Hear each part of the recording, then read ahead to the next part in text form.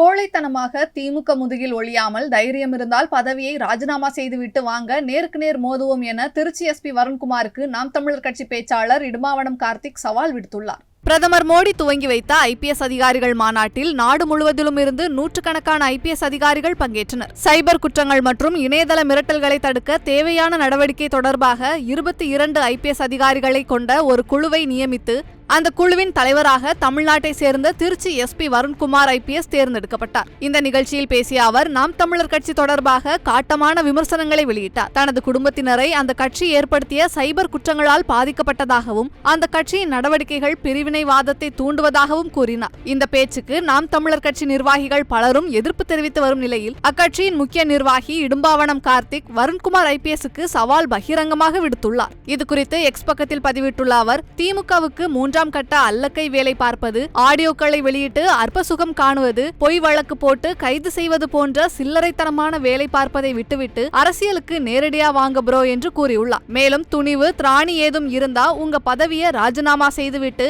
நேரடியா வாங்க மோதுவோம் என்று பதிவிட்டுள்ள இடும்பாவனம், கோழைத்தனமாக திமுக அரசோடு முதுகுக்கு பின்னால ஒளிஞ்சுக்கிட்டு வாய் சவுடால் விடாதீர்கள் என சவால் விடுத்துள்ளார்.